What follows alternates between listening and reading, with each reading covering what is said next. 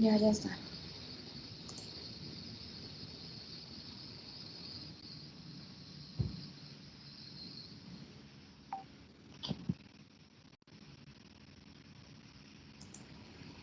¿Sí se ve?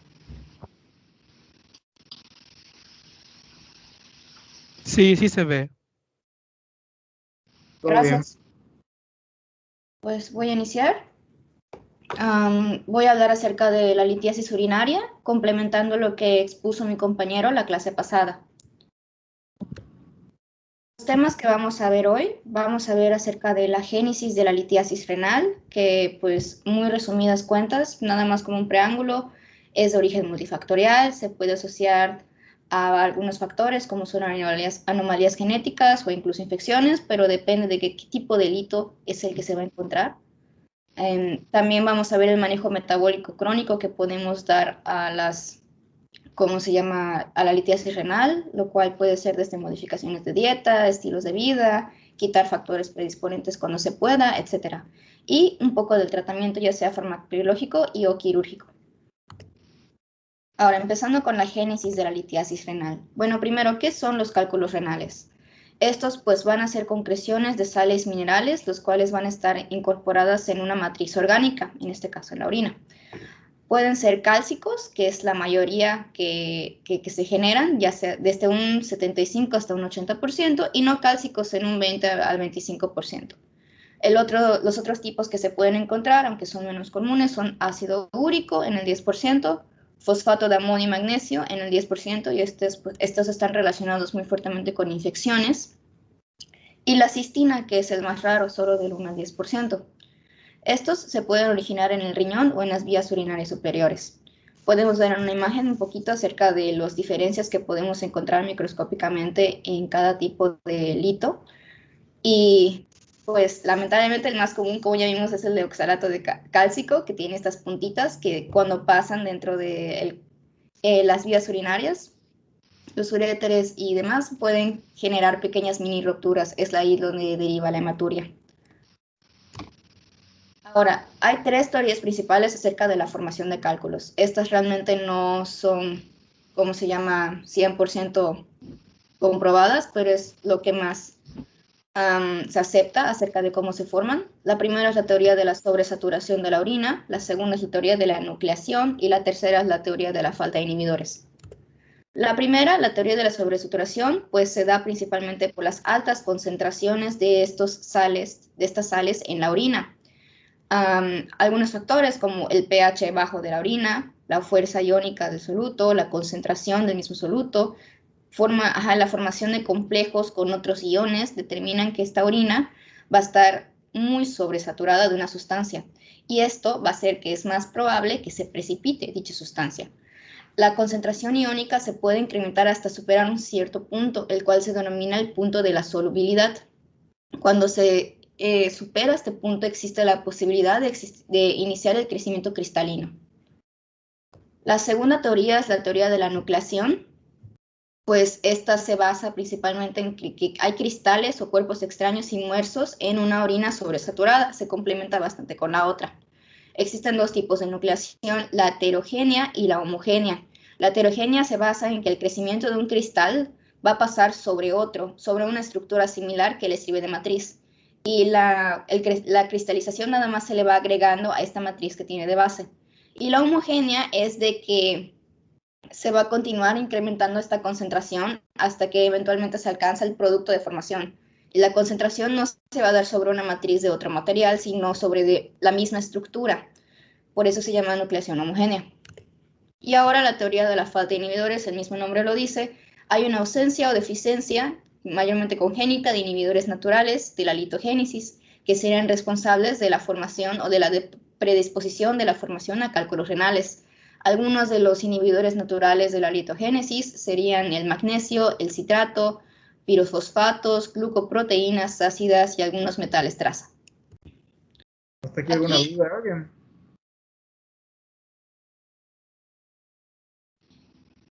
¿Todo claro?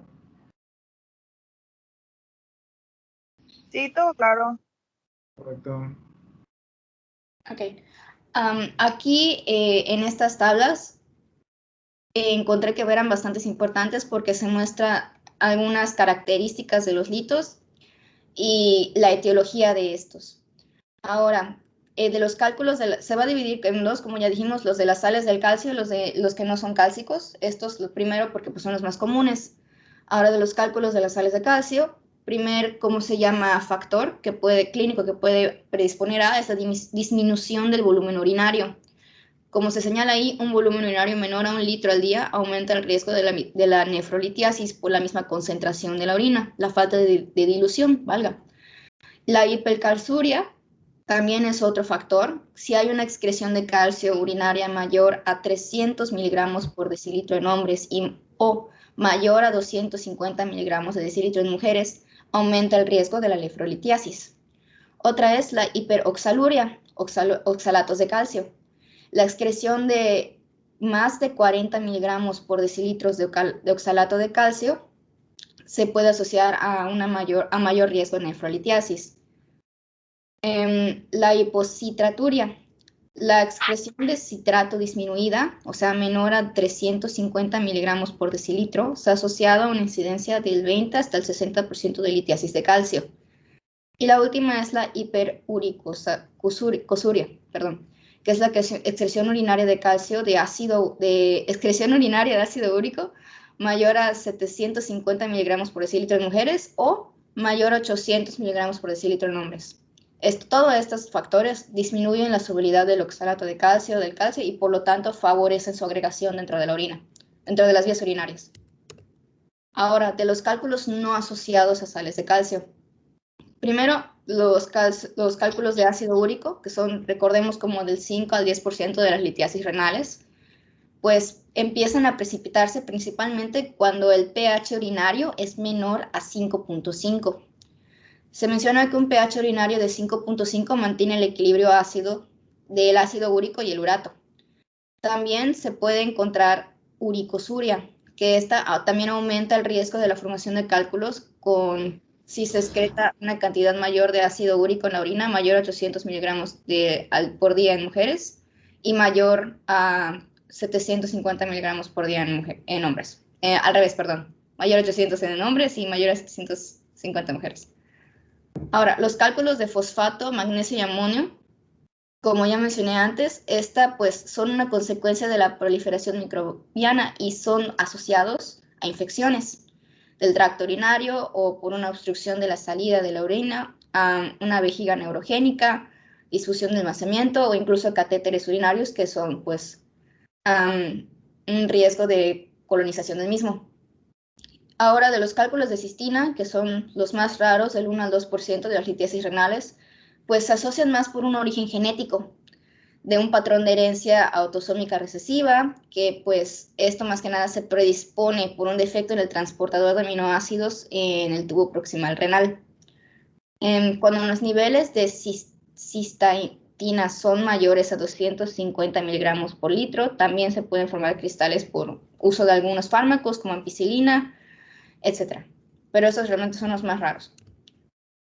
Ahora, factores de riesgo que se pueden encontrar para la formación de litiasis. Algunas condiciones como que generan hipercalciuria, como por ejemplo el hiperparatiroidismo, la sarcoidosis idiopática o incluso de origen nutricional. Pacientes postderivación gástrica, se encuentra que ellos tienen un aumento de la excreción de oxalato en la orina, lo cual pues, puede favorecer su agregación.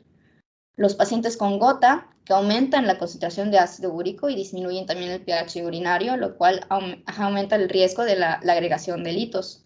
Algunos fármacos pueden, asociarse a la formación de litos, como suplementos de calcio, altas dosis de vitaminas D o C, no dosis normales de la comida, sino altas dosis, antiácidos quelantes de fósforo, algunos tipos de diuréticos, etc. La recurrencia, pacientes que han tenido litiasis previa o que tienen historia familiar de litiasis o enfermedades endocrinas también pueden presentar un factor de riesgo para litiasis. De ahí la importancia, como mencionó el compañero la clase pasada, de la historia clínica, de preguntar si algún familiar, sobre todo de vía directa, ha tenido litiasis, etc.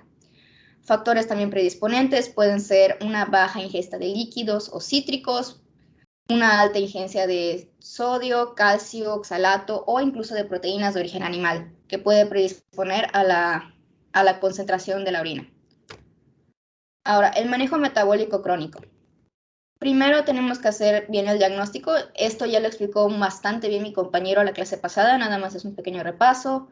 Mayormente se va a hacer un diagnóstico clínico, un examen físico, más una buena historia clínica, una buena anamnesis, los principales síntomas, que es el dolor agudo del flanco ipsilateral, nos alivia con cambios de postura, los signos que nos explicaron la clase pasada, como la hematuria micromacroscópica, náuseas, vómitos, etcétera, que ya vimos la clase pasada, los estudios que se pueden hacer si se tienen a la mano, radiografía, ultrasonido, tomografía axial con medio de contraste, que es la que vimos que era la prueba de oro, la resonancia magnética o incluso estudios metabólicos, que es la química sanguínea, orina en 24 horas, etc. Vamos a concentrarnos un poco en la evaluación metabólica de la formación de litos. Primero es la orina en 24 horas, que se deben tomar 1 o 2 muestras manteniendo una dieta normal. Se debe evaluar el volumen urinario total. Ya vimos que menos de 1 litro es un factor de riesgo. El pH, ya vimos que si está muy ácido es también un factor de riesgo. Las concentraciones de calcio, oxalato, ácido úrico, citrato, sodio, potasio y creatinina. Vamos a hacer también una química sanguínea completa, que esto es para valorar electrolitos, que se puede, ¿cómo se llama? Ver si hay un potasio muy bajo más un pH urinario mayor a, ¿cómo se llama? 6.5. Esto puede darnos una idea de que hay una acidosis tubular. También se puede valorar el calcio, viendo si hay mayor o igual a 10 miligramos por decilitro. Eso nos debe, ¿cómo se llama? Dar una idea de que tenemos que evaluar las glándulas paratiroideas. Y también el ácido úrico, que si está muy elevado nos puede hacer sospechar de gota. Ya vimos que estos son trastornos que van a favorecer la litiasis. Y también un urianálisis para verificar el pH urinario y ver si hay un pH menor a 5.5, pues podemos ver que se pueden favorecer los litos de ácido úrico, pero si hay un pH mayor a 7.25, pues se pueden favorecer los litos de fosfato de calcio. Una tabla que resume lo que dije, los exámenes en sangre que se debe buscar, calcemia iónica, fosfemia, una PTH intacta, ¿cómo se llama? Nivel de vitamina D, igual que pueden indicarnos enfermedades endócrinas, uricemia, magnesemia, bicarbonato venoso y electrolitos plasmáticos. Y de la orina en 24 horas, que es la calciuria, uricosuria, citaturia, oxaluria, magnesuria, creatinuria, sodio, sulfatos, el pH en la orina fresca y el urocultivo. Esto igual para descartar bacterias. Las mismas indicaciones, pero resumidas en una tabla. Si alguien la quiere guardar, a mí me sirve mucho. Las indicaciones para hacer un estudio metabólico son los factores de riesgo que ya vimos, una litiasis recurrente, historia familiar de litiasis, que sea bilateral, eso nos hace pensar igual a algún defecto genético, nefrocalcinosis, presencia de osteoporosis, una litiasis no cálcica, que vimos que esas son las raras, enfermedad inflamatoria intestinal como diarrea crónica o síndromes de mala absorción, cirugía bariátrica, que ya vimos que favorece la presencia de niños o incluso enfermedades concomitantes asociadas a la litiasis, como acidosis tubular renal, sarcoidosis, hiperparatoidismo, gota, las que ya mencioné. Esto nada más es un ejemplo de ejemplos de litos en estudios de imagen. Igual si alguien le quiere tomar una foto, la flechita naranja muestra dónde está el lito en cada uno de esos estudios. El primero, de arriba a la izquierda, es un ultrasonido. El de arriba a la derecha es una radiografía. El de abajo a la izquierda es una tomografía axial, que ya vimos, esa mencionaron que era el estándar de oro. Y la de abajo a la derecha es el UroTac. Ahora, del tratamiento, pues la necesidad del tratamiento va a depender de muchos factores, como la ubicación, el tamaño de la litiasis, el crecimiento de la litiasis, las expectativas o preferencias del paciente. También hay que escuchar sus preferencias acerca del tratamiento, acerca también si hay dolor o complicaciones. Mayormente las litiasis menores de 10 milímetros, que están ubicadas en cálices inferiores, se pueden hacer un seguimiento anual y evaluar su crecimiento. Las causas del tratamiento activo en las litiasis renales asintomáticas, ojo, de las que no generan dolor, no generan molestias, no generan nada, sería ver que esta litiasis continúa creciendo, sobre todo si crece rápidamente. Si hay litiasis en un paciente de alto riesgo de formación, como los que ya mencionamos, una obstrucción de orina secundaria A, si hay infección, si hay dolor o hematuria secundaria, si son litiasis mayores a 15 milímetros o que, como se llama, menores de 15 milímetros en los cuales no se pueden observar, ya sea por falta de disponibilidad o falta de cooperación, si es la preferencia del mismo paciente, si existen comorbilidades como ya mencionamos, de gota, etcétera, y la situación profesional, social del paciente, si el paciente viaja o si el paciente así lo prefiere. Las medidas generales, estas se deben dar a todos los pacientes que tengan o hayan tenido litiasis. Más que nada pueden servir igual como prevención. Primero son las modificaciones en la dieta, según hallazgos previos. Estas se van a basar principalmente en fomentar la ingesta de fluidos de 2.5 a 3 litros al día y cítricos. Aquí hay que hacer una aclaración de que normalmente se nos ha dado este mito de que hay que tomar 8 vasos de agua al día. Realmente no tiene un sustento como tal. Hay un par de artículos que leí que dicen que mayormente se debe leer cuando tengamos sed, ya que los 8 vasos de agua al día, realmente los 2 litros de agua al día que se deberían consumir, realmente no cuentan, más que nada sí incluyen el agua que ya consumimos normalmente en alimentos y en otras fuentes. Bebidas y alimentos, ¿no? Entonces el agua es a libre demanda de cada quien.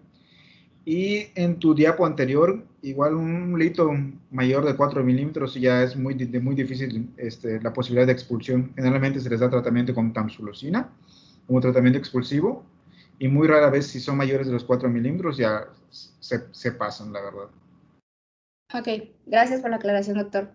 Y sí, es más que nada eso, el agua, no hay una regla estrictamente que se pueda aplicar a todos acerca de cuánta agua y cuántos cítricos se deban consumir, pero sí se fomenta la ingesta de fluidos y sobre todo también de cítricos en pacientes con litiasis. También otra cosa, restringir el consumo de sal a máximo 5 gramos al día. También proteínas de origen animal y purinas. En cambio, se debe fomentar la ingesta de frutas, verduras, y también no se deben prohibir los lácteos, pero sí se debe fomentar un consumo moderado, como de 2 a 3 porciones por día. Ahora, la elección de tratamiento, lo que yo había visto es que los cálculos de menos de 6 milímetros por lo común se eliminan solos, sin ningún otro tratamiento más que de sostén. Lo que menciona el maestro, menor a 4, pues vamos a bajarle a eso, pues entonces menor a 4. Y los cálculos, pues entonces mayor a 4 milímetros, pues tienen más una alta posibilidad de sufrir retención o de avanzar con lentitud a través del catéter y que se prefiere otros tratamientos. Leí que mayor a 7 se prefiere la intervención quirúrgica, pero eso la verdad depende de muchos factores. Ahora, la litiasis renal se puede dividir según sus clasificaciones. Primero está la litiasis renal compleja, que son pacientes hipercalcémicos, hiperuricémicos, con cálculos raros, ya sea de ácido úrico, de struvita, bruxita, de cistina, o que tienen una hiperoxaluria muy marcada. En estos se debe referir a un nefrólogo para su manejo específico. En cambio, una litiasis renal no complicada, que son normalmente cálculos de oxalato de calcio. Disculpe. Al urólogo. Exacto, al urólogo, perdón. Los cálculos de oxalato de calcio, que son los más comunes, que se encuentran normocalcémicos, pacientes normouricémicos con una ausencia de una infección urinaria o que tienen ausencia de hiperoxaluria marcada. Estos se pueden manejar en primer nivel y se dividen ya sea en normocalciúricos y hipercalciúricos. Ahora, del tratamiento farmacológico, pues va a depender de qué problema tenga el paciente, qué tratamientos podemos dar. Primero está pues la litiasis cálcica, que es de oxalato y fosfato de calcio. Normalmente se puede dar un diurético tiacídico, como sería, por ejemplo, la hidroclorotiazida, 25 a 50 miligramos por día, clortalidona, que es de 25 a 50 miligramos por día, o incluso idapamida, que es de 1.5 a 2.5 miligramos por día. También están las litiasis de ácido úrico, En esta se debe alcalinizar la orina mediante alopurinol, sales de citrato o bicarbonato de potasio. Ya vimos por qué estos litos de ácido úrico pues, crecen en una orina muy ácida, por lo tanto, si alcalinizamos la orina, pues vamos a inhibir su agregación. Si presenta el paciente hiperoxaluria, pues en ese caso el carbonato de calcio se puede dar 1 a 4 gramos por día o también se puede dar quelante de oxalato. En cálculos de cistina, pues se debe lograr una concentración urinaria de cistina menor a 250 miligramos por litro y se debe alcalinizar la orina con el pH de la orina con citrato de potasio. Y pacientes que presentan hipocitraturia, pues en este caso se debe aumentar la excreción urinaria alcalinizando el plasma mediante el citrato de potasio y bicarbonato de potasio, también con medidas dietéticas. Aquí tenemos que tener mucho cuidado porque no podemos nada más alcalinizar el plasma, porque sí, se debe dar en un ritmo, ¿cómo se llama? Lento, se debe vigilar mucho, etc. Ahora, un resumen muy rápido del manejo. Si es un paciente, por ejemplo, que es su primer episodio de litiasis, sin factores de riesgo de recurrencia, no tiene antecedentes familiares, no tiene antecedentes personales, no tiene enfermedades que puedan predisponer a, y es un lito pequeño, por ejemplo, menor a 4 milímetros, se puede dar una modificación de la dieta para prevenir la recurrencia y un tratamiento de sostén. Ahora, si es un paciente, por ejemplo, con una litiasis renal no complicada, que ya vimos cómo es la no complicada, pero que tiene, por ejemplo, factores de riesgo para recurrencia, pues también se puede dar un manejo a nivel primario, se puede dar citrato de potasio de 40 a 80 mil equivalentes por día en sujetos normocalciúricos, conjuntamente ya sea con hidroclorotiazida de 50 a 100 miligramos por decilitro o en pacientes hipercalciúricos idapamida de 1.25 a 2.5 miligramos por decilitro. Al mismo tiempo que las modificaciones en la dieta, las recomendaciones de tomar agua, aumentar el consumo de agua, aumentar el consumo de cítricos, restringir sal, restringir proteínas de origen animal. Y en caso de que se nos presente un paciente con una litiasis renal compleja, que es la que ya definimos cuál es, pues sí se debe referir a un especialista. Estas son las referencias que utilicé y eso es todo de mi parte. Buena expo, la verdad, de muy buena calidad. ¿Alguien más expone? ¿Preguntas? ¿Dudas?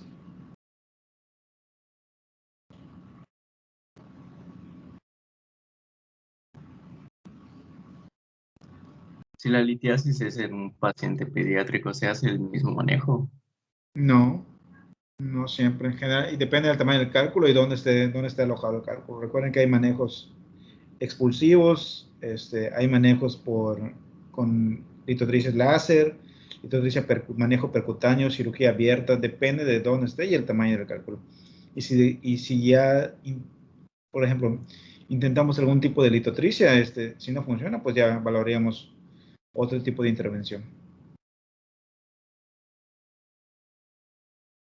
Generalmente la mayoría de los casos se resuelven con métodos de endurología.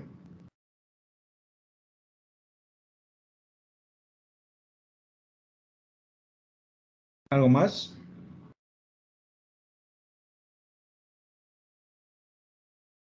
Disculpe, el manejo inicial siempre se va a contemplar que es oxalato de calcio. Pues sí, los citratos, cambios en el estilo de vida, siempre es el manejo inicial. En la vida real y según las guías de práctica clínica, les das el tratamiento expulsivo con la tamsulosina, como les mencionaba, porque recuerden que facilita la expulsión al promover la dilatación del conducto. Entonces, si no funciona con la tamsulosina, ya le diste el chance que quieres un lapso de 3 meses y no funcionó, pues ya. O si tú eres médico general, lo envías al urólogo y en el proceso le pides la tomografía. Y ya, pues sí. Sí, el urólogo valorará la necesidad de manejo quirúrgico.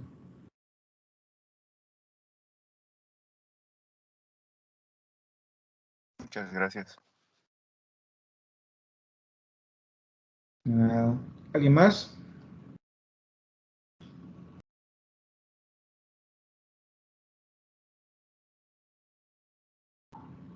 Recuerden que ustedes van a tener consulta de primer nivel en un tiempo, así que Es importante que sepan el manejo de este porque les va a llegar su consulta en su centro de salud cuando sean pasantes.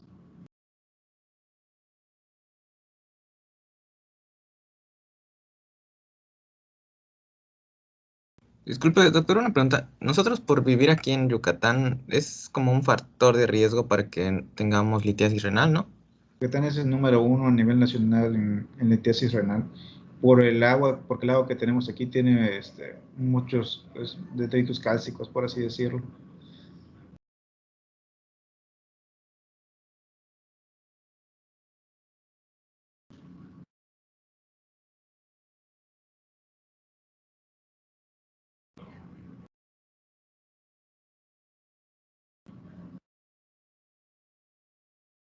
¿También Emanuel va a exponer? Doctor, sí, lo que pasa es que la clase pasada pues no se pudo dar y pues en teoría a mí me toca hoy, ¿no? Mi compañera tocaba, entonces no sé si se expone hoy. Sí, ¿su clase es de 1 hora o es de 1 hora y media? Creo que de hora y media. Pues dale, que nos queda 1 hora. Sí, sí.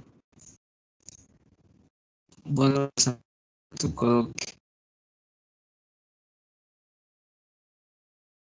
que patología y continencia Se está trabando tu audio, maestro. en introducción, luego en la vejiga, pues para comenzar, anatómicamente se localiza en la parte central de la pelvis. Esta va a tener una capacidad de almacenamiento de 250 a 500 mililitros de orina. Pero abre tu expo, ¿no? Em, Expándela, no se ve, o sea, solo se ve como la vista protegida nada más de tu expo. no se ven las diapos como tal. Se ve nada más como si no lo hubieras dado para exponer. Se ve el PowerPoint, pero no en la ventana para exponer. Mm,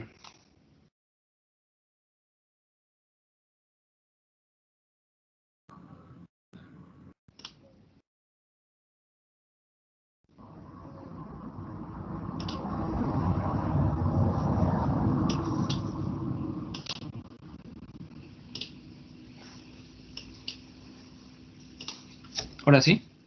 Ahora sí, pero André, ya está. Ok. Entonces, siguiendo con lo que estaba.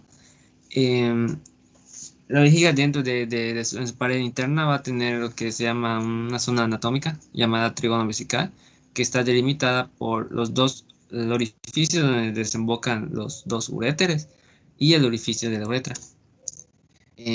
Para saber las paredes vesicales, son de serosa o pared peritoneal en la parte externa. Va a estar compuesto por el músculo liso que se llama el detrusor, que este va a estar formado pues por tres capas: la carpa longitudinal, una carpa circular y otra de capa longitudinal. Este músculo trigonal, el músculo trigonal en la mucosa del trígono. Y esto de la uretra va a ser lo que es el conducto que pues transporta la orina desde la vejiga a lo que es el exterior del cuerpo. Como sabemos, pues los hombres tienen pues la uretra de una mayor longitud que del sexo femenino. En el esfínter interno, este va a rodear lo que es el el cuello vesical y va a estar formado por un engrosamiento de este músculo detrusor. En cambio, lo que es el músculo del esfínter externo va a estar compuesto pues, por fibras musculares estriadas y este va a ser que ya va a contar con un control voluntario.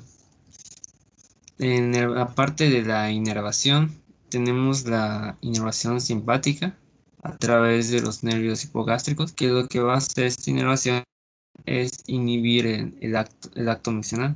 Por otra parte, tenemos la inervación parasimpática dada por los nervios pélvicos, que esta va a tener lo contrario, ¿no? Va a tener la acción de estimular el acto miccional.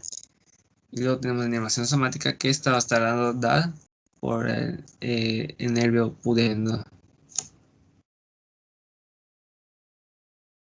La micción cuenta con dos fases, en una llamada la fase de llenado y otra de vaciado. La primera va a consistir en que la vejiga se va a dilatar y va a recoger la orina que le llega desde los riñones a través de los uréteres hasta alcanzar lo que habíamos visto, su almacenamiento, que es aproximadamente 200 a 500 mililitros. Y los esfínteres van a permanecer cerrados por la presión que en la vejiga, lo que va a ayudar pues a cerrar los orificios ureterales y así esto de impedir que pase la orina desde los uréteres a la vejiga y desde la vejiga hasta los uréteres. La segunda fase, que es la de vaciado, en esta fase los esfínteres se van a relajar y el músculo detrusor se va a contraer debido a la coordinación autonómica y voluntaria del sistema nervioso central. Acá tenemos en esta imagen de la derecha el ciclo miccional normal, en el que primero tenemos la fase de llenado, el músculo de la vejiga va a estar relajado, luego la primera sensación de orinar, y cuando la vejiga está llena a la mitad, esto de la micción va a estar inhibida hasta el momento y lugar adecuados en el que ya se tenga la sensación de orinar, y pues estos esfínteres se van a abrir para que la orina pase al exterior. Comenzando con las cistitis agudas, esta va a ser una infección de las vías urinarias inferiores, sobre todo de la vejiga como tal. Es más frecuente en mujeres debido a que su uretra, como había comentado, es más corta, por lo que se favorece el ingreso retrógrado de algunas bacterias del exterior hacia el interior. El modo primario de infección va a ser esto de, como había mencionado, de manera ascendente a partir de la flora periuretral, vaginal o fecal. En esta imagen tenemos una representación de una vejiga normal y una vejiga pues inflamada a causa de una cistitis. En la parte de etiología tenemos que la mayoría de estas infecciones, cistitis agudas no complicadas, son causadas por E. coli. En el 86% este es el agente etiológico más común en las cistitis agudas no complicadas.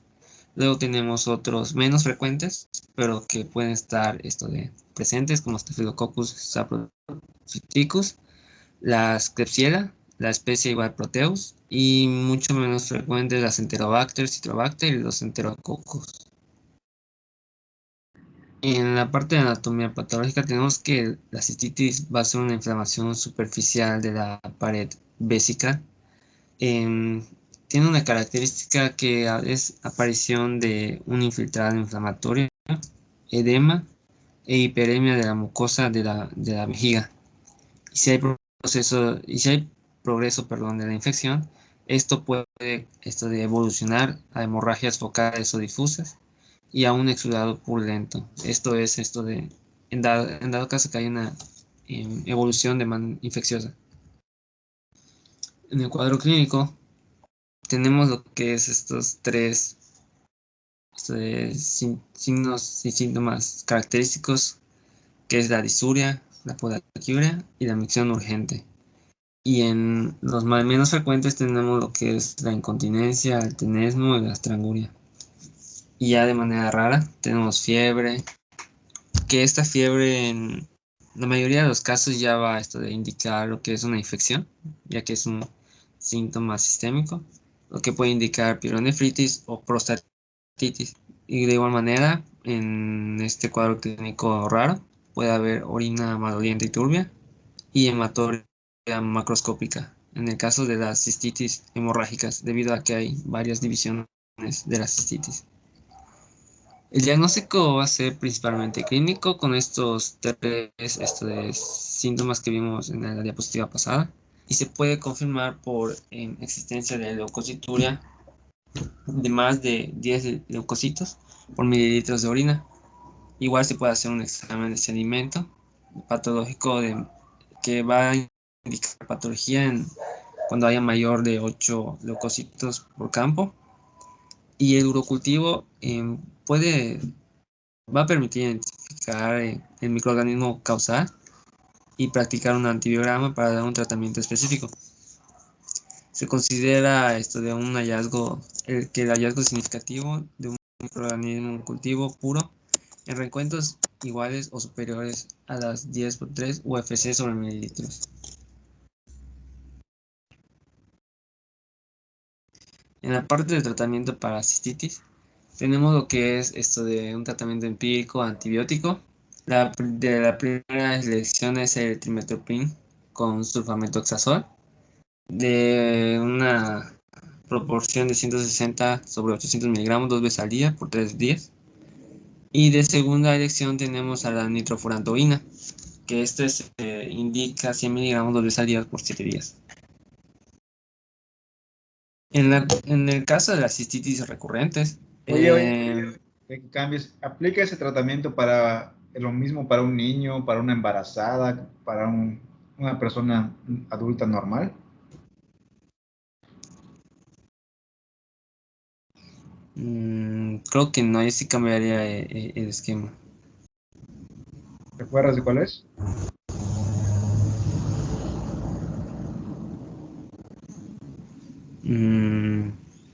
No, creo que no. Bueno, lo leen en la GPC, infecciones del tracto urinario inferior. Ahí se cambia para embarazadas. También se puede contar con la amoxicilina y ciprofloxacina. Lo revisen también, por favor. ¿Sale? Y recuerden que no solo tratar, o sea, sí le vas a dar antibiótico, pero también le tienes que dar analgésico. Analgésicos específicos de la vía urinaria, la fenazopiridina. ¿Sale? Claro, gracias, doctor.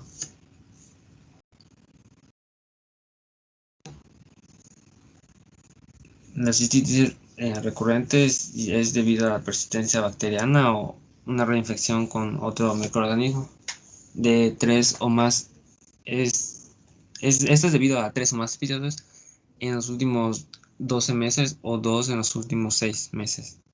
La reinfección son los lapsos entre cada cuadro son largos y asintomáticos. Es la más común. Y la recaída, la bacteriuria persiste y los lapsos son cortos y sintomáticos, a diferencia de la reinfección. El diagnóstico es clínico y a través de cultivo para conocer la etiología de esta recurrencia. Y los estudios de imagen, si no se tiene una buena respuesta al tratamiento.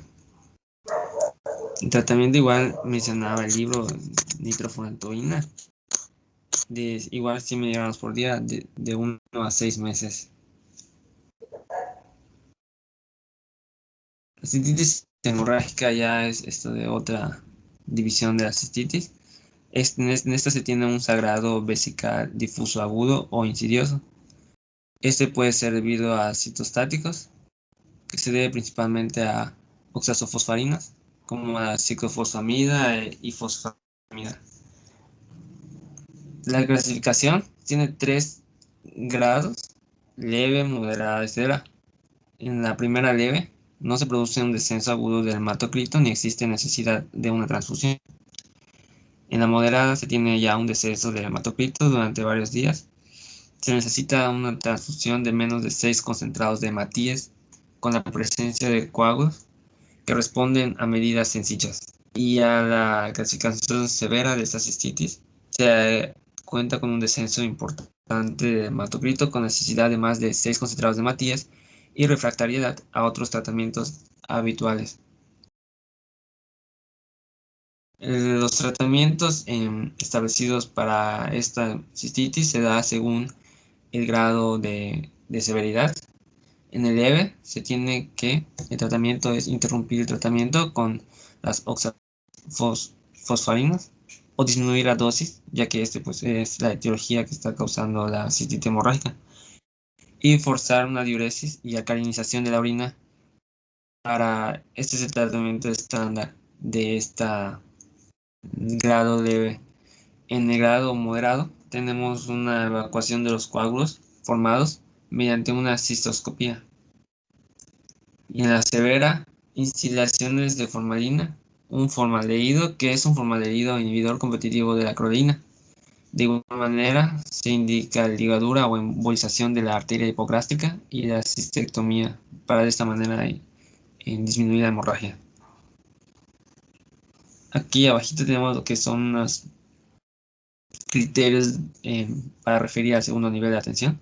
Se tienen los cistouretritis recurrentes. En el caso de esta enfermedad es cuando ya se dio tratamiento profiláctico antibiótico y persiste la recurrencia, cuando se tienen recaídas frecuentes, cuando los pacientes cuentan con hematuria persistente y cuando se sospeche una litiasis. De igual manera, alteraciones estructurales u otros padecimientos que dificulten la respuesta al tratamiento. De igual manera, la resistencia bacteriana a fármacos que son disponibles en el primer nivel de atención. Cuando hay resistencia a estos, pues igual se tiene que referir a un nivel de atención. Así como igual a pielonefritis con datos de respuesta inflamatoria sistémicas debe ser referida. La persistencia en un cuadro clínico después de 48 a 78 horas de iniciar el tratamiento. En el caso del agravamiento o aparición de nuevos síntomas dentro de las primeras 48 a 72 horas de tratamiento. Y los pacientes con sonda por tiempo prolongado que presenten unos datos de afección sistémica que no mejoran con el tratamiento. Y aquellos pacientes en los que no sea clara la etiología de la fiebre, que este es uno de los datos de afección sistémica. El siguiente tema es la vejiga neurógena. Esto es una disfunción del tracto urinario inferior. Seguimos en el tracto urinario inferior. Secundario a una alteración total o parcial de las vías neurológicas que lo inervan a la vejiga. En el nivel y grado de lesión son lo que van a determinar la sintomatología y las complicaciones a largo plazo, pudiendo llegar a un deterioro de la función renal. Aquí vemos cómo se representa que la vejiga neurogénica es cualquier enfermedad que provoque la desconexión del sistema nervioso con la vejiga. Es decir, que la va a dejar pues sin comandos para saber cuándo vaciarse. En esta tabla se tienen pues dos tipos de fibras nerviosas que conforman el tracto urinario inferior, o sea que inervan a este tracto, y su efecto sobre las mismas durante un llenado y vaciado vesical fisiológico. Tenemos 6 de las fibras nerviosas, digo 3 tipos: las parasimpáticas, simpática y voluntaria, y su acción en cada fase. Luego tenemos en este cuadro, y lo son ya las etiologías de la vejiga neuronal o de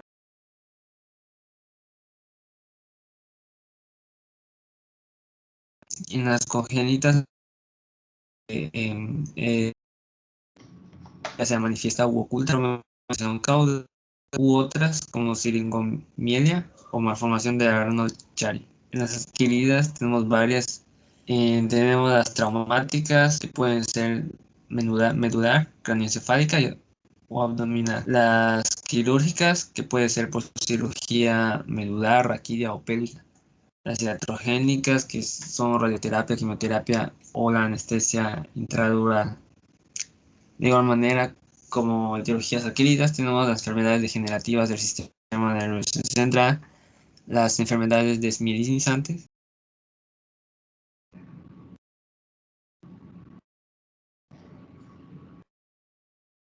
que se consideran etiologías como hematismos o lacuartos o hematomas medulares, fístulas arteriovenosas o accidentes cerebrovasculares. De manera se consideran enfermedades femoral, patologías metabólicas y enfermedades de la columna vertebral como patología discal, articular, y etc. En del pues se haya dado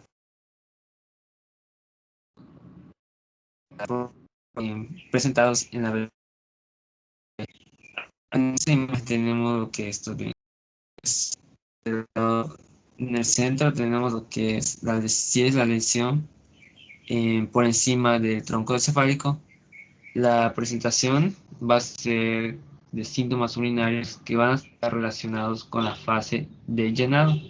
Y si los hallazgos urodinámicos van a ser la hiperactividad detrusoriana, si se da en el centro mesencefálico.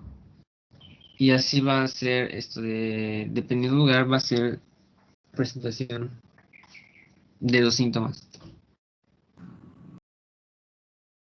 En el diagnóstico, y haciendo más clínicos, en los datos obtenidos en la exploración pudenda en función de la alteración de su inervación. La inervación pudenda no va a presentar alteraciones. La lesión va a ser lesión neurona motora superior y lesión neurona motora inferior. La sensibilidad perineal va a estar presente, ausente disminuida o ausente disminuida igual. La historia clínica va a servir mucho. Se tiene que ver qué es el reflejo cremastérico, se tiene que hacer una bioquímica sanguínea y así como un diario miccional.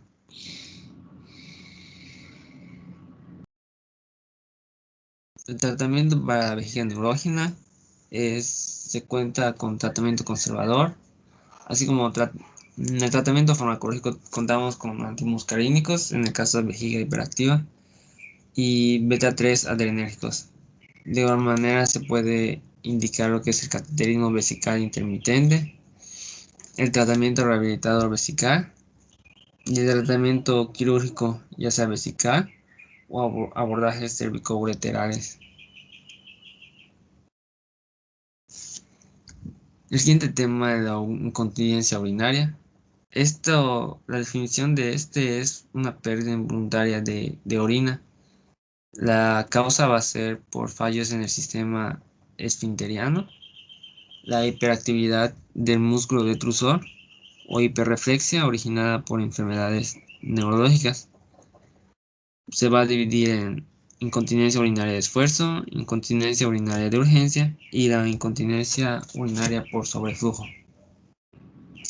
La de esfuerzo va a ser una fuga involuntaria de orina por esfuerzo, ya sea toser, estornudar o hacer ejercicio, como su nombre lo menciona.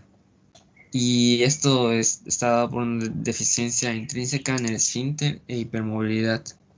Las causas va a ser según el sexo. En el caso de los hombres, va a estar presente después de cirugías, puede estar presente después de cirugías prostáticas o en traumatismos. Y en el caso de las mujeres, esto puede estar debido a debilidad del músculo o ligamentos del piso pélvico por multiparidad. El diagnóstico de esta incontinencia urinaria por esfuerzo va a ser por medio de la exploración física. En posición de litotomía se va a realizar lo que es la maniobra de Valsalva con la vejiga llena y se va a considerar positivo si se observa una pérdida de orina. La maniobra va a ser negativa en caso de que es negativa si se puede también efectuar de pie con las piernas ligeramente separadas. Y con la vejiga llena se va a efectuar algunas maniobras de aumento de presión abdominal.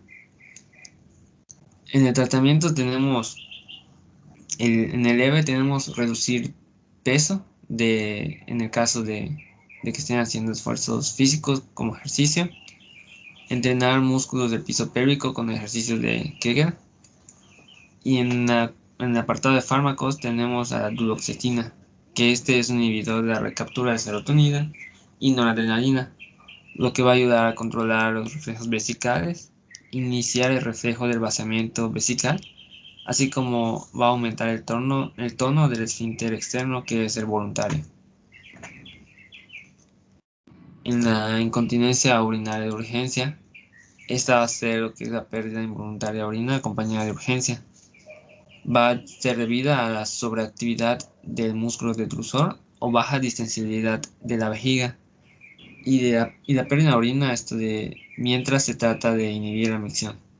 Va a ser más común en mujeres de edad avanzada mayor a 60 años. En el diagnóstico se puede establecer por medio de urgencia repentina con pérdida involuntaria de orina no asociada a una actividad física como en el anterior, y por medio de un Q-Tipper, prueba de uretra. El tratamiento va a ser cambios en el estilo de vida y terapia conductual. Y el farmacológico es de segunda línea, como anticolinérgicos. La tolteridona está indicada, que es un antagonista muscarínico M3, y sus acciones va a ser disminuir la frecuencia de la contracción del detrusor, disminuir la frecuencia miccional, la presión vesical y va a aumentar la capacidad de la vejiga. De igual manera se cuenta con la oxibutinina, que es un antagonista de receptores muscarínicos que tiene selectividad M3. Y el trospium no funciona para dar toxina botulínica. La incontinencia urinaria por sobreflujo es la pérdida involuntaria de orina relacionada con la sobredistensión vesical. Las causas de esta patología va a ser la retención urinaria causada por obstrucción de la salida de la vejiga o contracciones inadecuadas de la misma. El diagnóstico va a ser establecido al medir el volumen de orina residual post-vaciado con ultrasonografía. Mayor a 200 mililitros va a indicar un sobreflujo. Normalmente la cantidad de orina residual después de un vaciado de esta es de menor a 50 mililitros. Entonces, cuando haya mayor de 200 mililitros, va a ser diagnosticado como sobreflujo. El tratamiento va a ser, dependiendo de la causa. Si la causa es obstrucción, se tiene que hacer un ajuste de la ingesta de líquidos y una micción programada. En el caso de pacientes masculinos, se le va a agregar farmacoterapia con finasterida. Si la estenosis o hiperplasia prostática benigna están presentes, la cirugía puede ofrecer el tratamiento definitivo. Y ya si la causa es por hipoactividad del detrusor, se debe de dar descompresión de la vejiga por 7 a 14 días con una sonda permanente o cateterización. Luego tenemos lo que es la disfunción eréctil. Esto se va a manifestar en el varón por una marcada dificultad, incapacidad o un retraso persistente para obtener o mantener una erección apropiada hasta el final de la actividad sexual. Va a haber una falta de sensación de placer, un trastorno de la erección y suele ser bastante traumático en el varón y causar problemas en la pareja. La etiología es multifactorial, en lo que se pueden encontrar algunas causas como las orgánicas, que establecen el 25% aproximadamente, las psicógenas, un 25% igual, y las mixtas, un 45%. En los factores orgánicos propios del sistema se organizan en vasculares, que son de los más frecuentes, un 45%, la diabetes, que comprende un 30% de las orgánicas, las drogas y medicamentos un 15%, los neurológicos un 10%, y las cirugías pelvianas, traumas y radiaciones un 6%. De igual manera se cuentan factores orgánicos de los endocrinológicos un 3% y otros. El diagnóstico se da con una historia clínica, estableciendo una buena relación médico-paciente para esto de hacer una evaluación a fondo en la historia clínica. De igual manera nos va a servir lo que son los antecedentes médicos y psicológicos. Y en esta gráfica tenemos lo que es una evaluación sexual, psicosocial y médica del paciente con disfunción eréctil, que va a comprender de 3 partes: una evaluación sexual, la historia médica como tal y la valoración psicosocial y de pareja. En la evaluación sexual se ve lo que es problemas que hayan con el orgasmo, eyaculación, dolor genital o líbido, y así otras disfunciones. Aún se va a buscar lo que es una disfunción que lleva a una acción psicosocial profunda y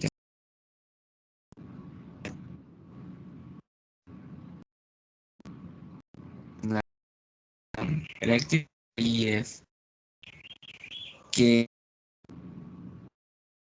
los 5 apartados de preguntas que se examina si en los últimos 6 meses, estas preguntas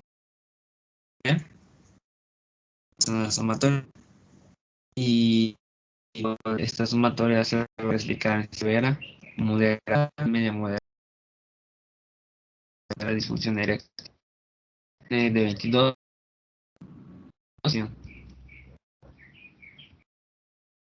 El tratamiento para la disfunción eréctil, que la primera línea son medicinal, o bajar de peso, suspender el tabaquismo en caso de ella, en el caso oral, y de segunda línea que son las bombas de vacío. Vacío tenemos lo que son las inyecciones intravenosas, y en tercera línea tenemos trastorno quirúrgico, prótesis de pene, malillas hidráulicas. Es todo por el parte.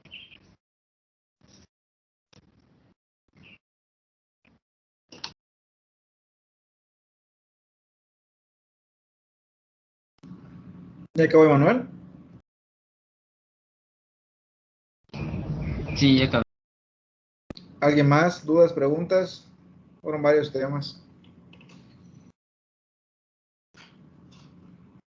Sí, doctor, yo busqué lo que preguntó de la guía de práctica clínica. A mujeres embarazadas, el tratamiento de elección es nitrofurantoína o amoxicilina. Y pues en mujeres no embarazadas es el mismo. Es trimethoprim con sulfamethoxazol. ¿Y el recurrente? En el recurrente, ese sí no sé. Gracias. ¿Alguien más?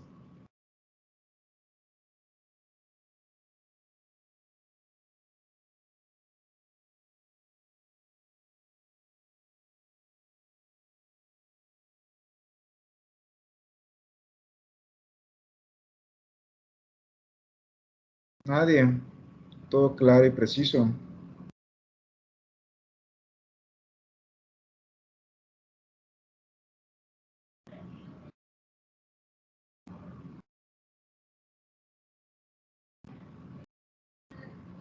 Bueno, ¿algún otro tema para exponer el día de hoy? ¿O solo son esos? Me había comentado nada más, creo que esto es nada la doctora.